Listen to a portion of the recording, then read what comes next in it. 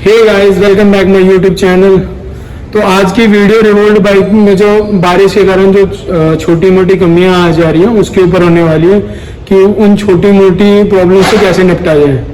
है तो काफ़ी छोटी प्रॉब्लम पर लोग इससे कुछ ज़्यादा परेशान हो जाते हैं। जैसे बारिश का पानी होने के कारण उसकी सेंसर में पानी चला जाता है तो लाइट ना ब्लिंक करने लग जाता है। तो वही मैं आपको बताऊंगा कि कैसे आप जो भी आपके पास टूल किट दी गई है उसके सहारे आप कैसे उस छोटी सी प्रॉब्लम से रिजॉल्व कर पाते हो आप। तो आइए देखते हैं कैसे आप सॉल्व करते हैं। तो है रिवोल्ट 400 बाइक लेटेस्ट मॉडल। अब इसके अंदर क्या हो जा रहा है, बारिश के कारण थोड़ी सी जैसे स्विचेस वगैरह में पानी चले जा रहे हैं तो उससे स्विच काम करना बंद कर दो। खराब नहीं हो रहा है, एक्चुअली पानी जाने के कारण उसके अंदर जो कनेक्टिविटी है वो थोड़ी प्रॉब्लम कर रही है। जैसे ही पानी उसके अंदर से साफ हो जाता है फिर दोबारा वर्किंग कंडीशन में आ जाता है।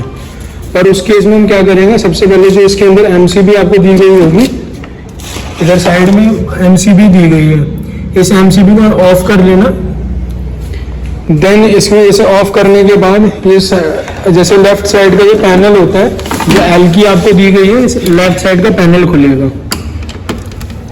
तो जैसे कि लेफ्ट साइड का पैनल है, इसमें ना 5 की एलन की वाले यहाँ 3 पेज होंगे, एक यहाँ पे, एक यहाँ पे और एक यहाँ पे। ठीक है, इन तीनों का 5 की एलन की से खोल लिया आपने। फिर ऐसे ऊपर से साइड कर लेना। साइड करने के बाद ये ऊपर का काउल जो है इधर का ये भी खुलेगा। यहाँ पे आपको पेज देखने को मिलेंगे इधर, और एक सबसे फ्रंट की तरफ में एक और पेज मिलेगा। एक ये वाला पेज, एक ये और एक ये 3 पेज और खोलने पड़ेंगे आपको। जैसा कि हमने यहाँ पे पेजेस खोल दिए। अब जो ये फ्रंट वाला जो छोटा काउल है इसको खोलने का तरीका क्या है, क्योंकि इसमें ना नक्के होते हैं वो तोड़ देते हैं लोग, तो मैं उसमें ही बताऊंगा। सबसे पहले यहाँ से ऊपर की तरफ टक्के वाले वो खुल जाएगा। देन इसको अब ऊपर की तरफ खींचेंगे। इससे क्या रहेगा, ये जो इसके नक्के ये टूटेंगे नहीं और फिर दोबारा जब लगाओगे तो फिर दोबारा सेट हो जाएंगे, फिर खड़े खड़े की आवाज़ नहीं करेंगे।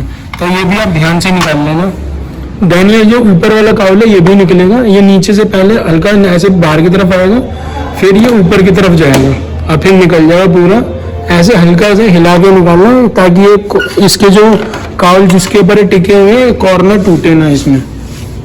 देन ये अब ऐसा शो हो जाएगा जैसे ये वायरिंग है।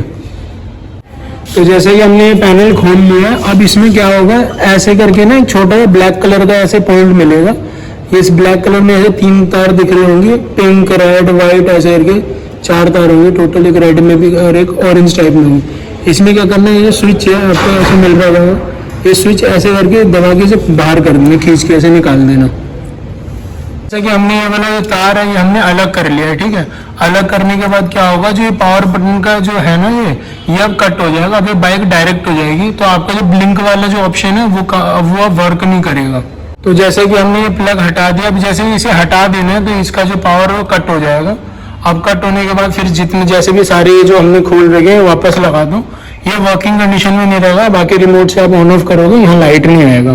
तो जो ब्लिंक वाली जो प्रॉब्लम है वो नहीं करेगी। उसके बाद फिर आप सर्विस सेंटर विजिट करो, बता दो कि ये प्रॉब्लम आ रही है। ये उस केस में है जब आपकी बाइक नहीं चल रही है और ब्लिंक कर रही है ऐसे, ताकि इसके अंदर जो स्विचेज हैं वो खराब ना हो। वो आपने प्लग हटा दिया है तो अब उसमें स्पार्क वगैरह नहीं होगा और स्विच आपके सही रहेंगे। बाकी आप एक बार जैसे ये कर लो, नेक्स्ट डे आप सर्विस सेंटर विजिट करके आप अपनी प्रॉब्लम जो है वो सॉल्व करवा लो।